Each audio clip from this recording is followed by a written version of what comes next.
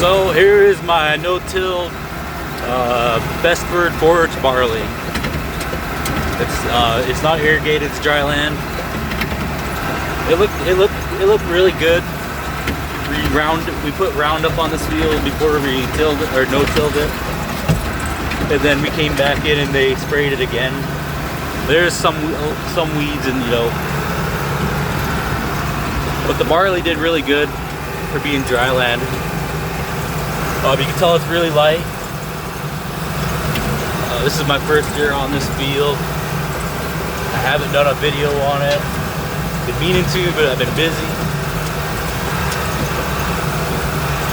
And this field, I wanted to cut it when it was still green, but I've been busy working and tractors, breaking down. This field's pretty rough and rocky too, so it's been slow cutting. I still got like 30 acres over here to cut. But what my plan is after we get all this off of here is to come back with a harrow it. We got a lot more rock picking to do.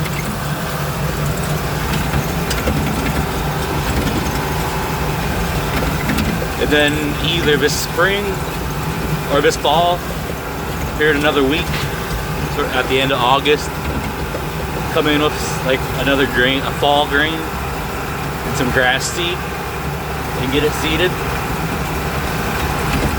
And then cut it for hay again next summer. Or come in next spring of 2021 with some more barley and some grass seed. And see how, it'll probably take a full year for the grass to get established enough to where we can cut it.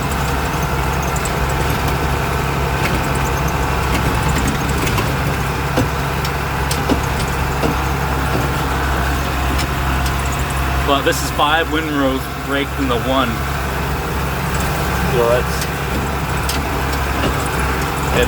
I don't have I just sold, I had a 10-wheel rake.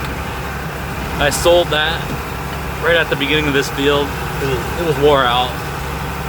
I didn't lose any money on it. I made $100 on it, so I sold it. So I'm using the New Holland 250. It's actually a New Holland 56 rake. So it's a little slow going, but we'll get it done. This field's a work in progress. In a field like this, sometimes it's easy to get discouraged on.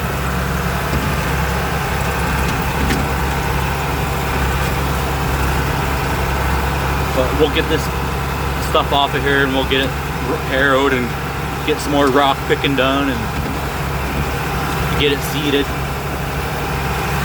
The rock picking I do it all by hand. But I have a little bit of help. A lot of times I'm out here by myself. And it costs a lot of money to seed this and spray it. But what we're doing is trying to get it cleaned up, so we can get it into some good hay ground, some good grass, some good pasture grass that we can hay.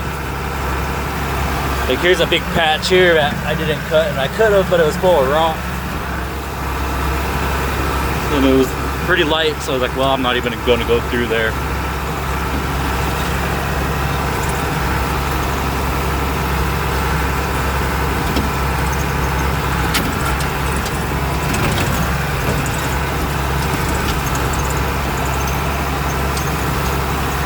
But yeah, I had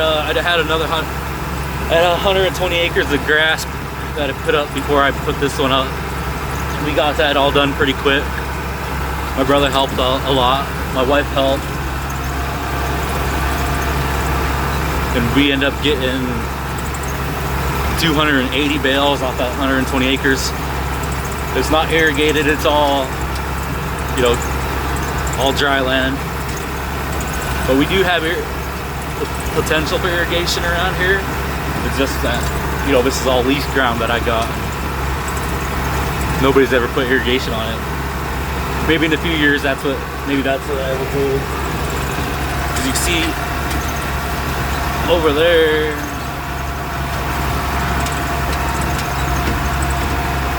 irrigation going.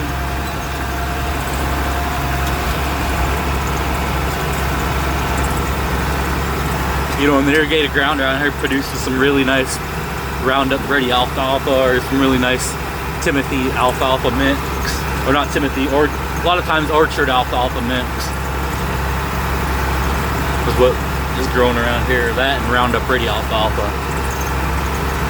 And if this ground here was irrigated, this barley would have produced probably, you know, quite a bit per acre. But it might have produced better too if I did 100 pounds of seed per acre, but we did 80 pounds per acre. And what I'm thinking about going in with this fall is maybe a willow crick, or maybe a triticale. I did talk to my seed dealer about the willow crick, and he said going in with the willow crick and the grass seed, you know, that willow crick grows up thick and it might choke out the grass, but I think it'd work. I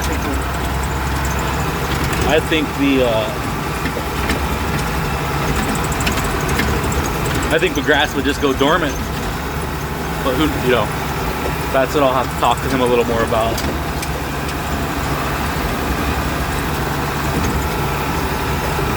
If we decide doing it this fall. If we do it next year, we might just talk about doing barley, or maybe a barley oat mix. It's so light we can't even see where we're at in some spots. We'll rake it anyways.